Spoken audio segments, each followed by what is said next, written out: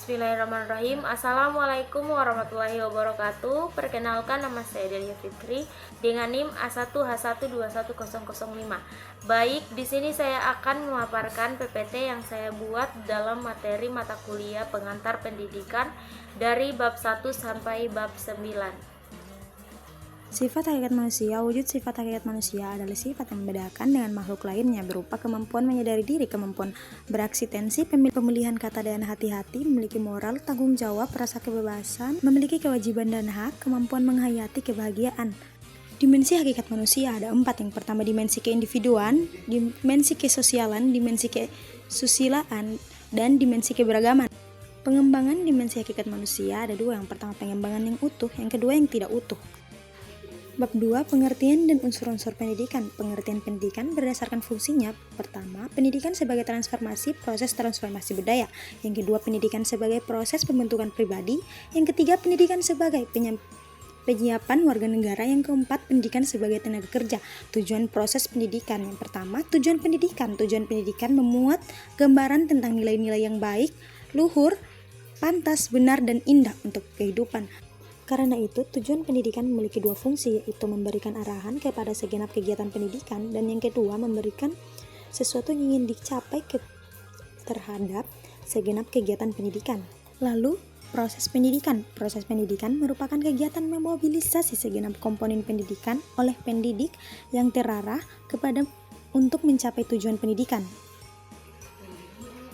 Unsur-unsur pendidikan. Proses pendidikan melibatkan banyak hal, antara lain peserta didik, pendidik, interaksi eduktif antara peserta didik dengan pendidik, materi atau isi pendidikan, dan konteks yang mempengaruhi pendidikan. Bab 3, landasan dan asas-asas pendidikan. Landasan pendidikan adalah sesuatu yang universal dan berlangsung terus-menerus, tak terputus dari generasi ke generasi dimanapun di dunia ini. Adapun landasan pendidikan antara lain landasan filosofis, landasan sosiologis, landasan kultural, landasan psikologis, dan landasan ilmiah serta teknologis. Asas-asas pokok pendidikan. Asas-asas pendidikan merupakan sesuatu kebenaran yang menjadi dasar atau tumpuan berpikir baik pada tahap perencanaan maupun pelaksanaan pendidikan. Adapun asas-asas dalam pendidikan antara lain asas Tuturi Handayani, asas belajar sepanjang hayat, asas kemandirian dalam belajar. Bab 4, perkiraan dan antisipasi terhadap masyarakat masa depan. Perkiraan masyarakat masa depan. Yang pertama, kecenderungan globalisasi. Ada 4 kecenderungan globalisasi, antara lain bidang iptek, bidang ekonomi, bidang lingkungan hidup, dan bidang pendidikan. Perkembangan ilmu pengetahuan dan teknologi atau iptek. Pengembangan dan pemanfaatan iptek yakini pertama, penelitian dasar atau basic research. Yang kedua, penelitian terapan, applied research. Yang ketiga, pengembangan teknologi atau technology development. Yang keempat, penerapan teknologi.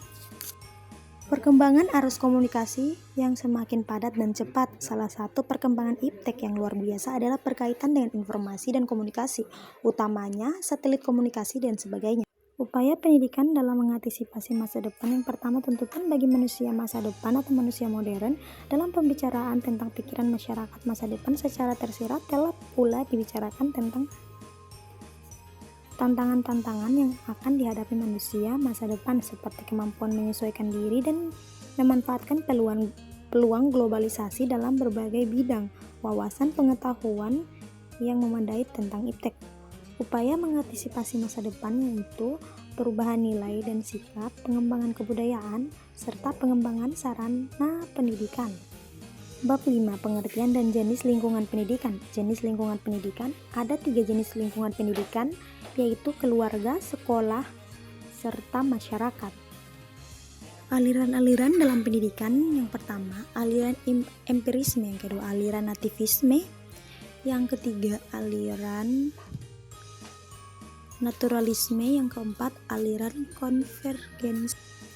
Permasalahan pendidikan. Permasalahan pokok pendidikan pada dasarnya ada 2 pokok, yaitu bagaimana semua warga negara dapat menikmati kesempatan pendidikan. Yang kedua, bagaimana pendidikan dapat membekali peserta didik dengan keterampilan kerja yang mantap untuk dapat terjun ke dalam kancah kehidupan bermasyarakat.